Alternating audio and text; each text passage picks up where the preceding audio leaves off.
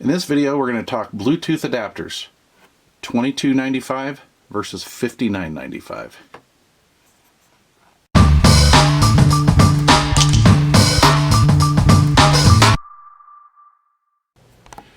Okay, over the years I've done quite a few videos on Bluetooth transmitter and receivers for home hi-fi.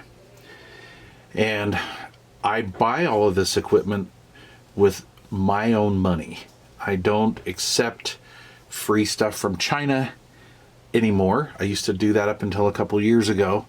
I like to stick with the name brand stuff, the stuff that I know that works. If I buy something, try it, I don't like it, I will do one of two things. I will send it back if it's total garbage, which is very rare, or I will just donate it or just give it away if I don't like it. Now, that being said, I've done a few videos on the Harman Kardon BTA 10 unit and some other units in about the $30 to $60 range. And this, I look on my Amazon analytics, and they're selling the heck out of these Logitech units. People look at this in my video, but they end up buying this. So I'm like, well, what's up with that? Because this is $22 and change. This is almost 60 bucks. This is like $59 and change. So I'm like, all right, I'm going to buy one of these Logitechs. Now, these go under a couple other names too. It's kind of a bulk unit. And I want to see what these puppies are all about. I put out a video here not too long ago on this one. And I wanted to find out why this is like the #1 selling Bluetooth unit. I just don't get it. So anyway, I bought it. I played around with this for quite a long time. I usually play around with the device for anywhere from a few weeks to a month or two. So I really have an idea of what I'm talking about. I'm not one of those one-day reviewer guys. I just don't play that game.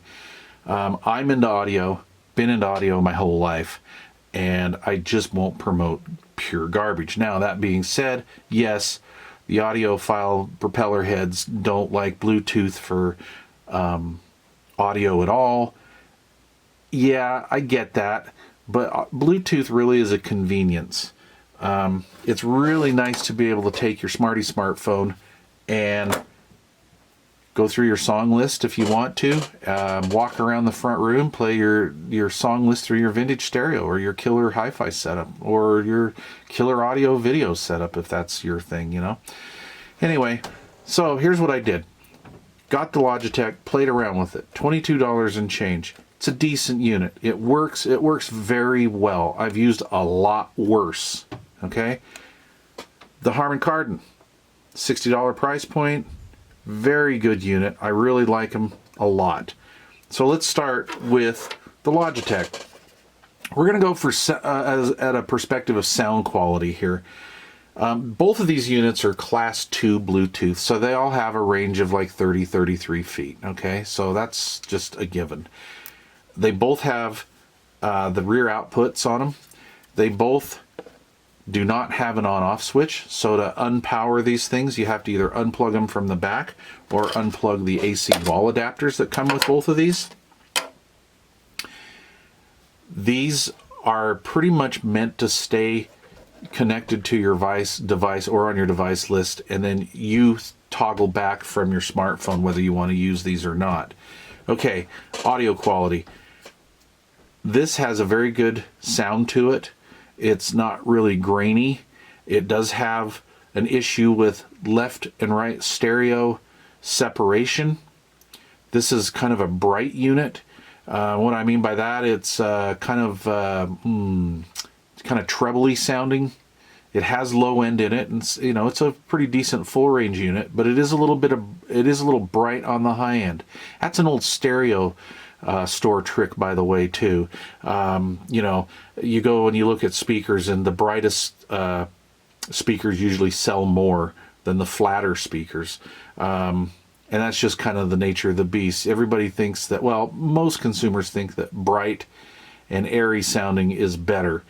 And maybe there's some truth to that. I personally like a little more separation and a flatter or a more natural sound, which is what the Harman Kardon is. The Harman Kardon has more left and right separation, and it's a very neutral warm sounding device. That's due to the chipset in that piece. All right. This one here does have left and right stereo separation, but it has kind of an open, airy, mixed sound to it, and like I say, a little bit brighter. So if you just kind of did a real quick stereo shop comparison, you'd probably walk out of the door with the Logitech. I will definitely admit that. You'll probably walk out of the door with this. But if you sat with this thing for a week or so, went back, played around with this one for a week or so, on various albums or CDs or whatever your input source is, I think you'll really appreciate the BTA10 and kind of the extra money you spent on that. So the Logitech at $22.99 is no schlep. It's a good piece, I'll guarantee you. The BTA10, another step up. Definitely, in my opinion, the way to go. You definitely get your money's worth out of that. So I hope that helps.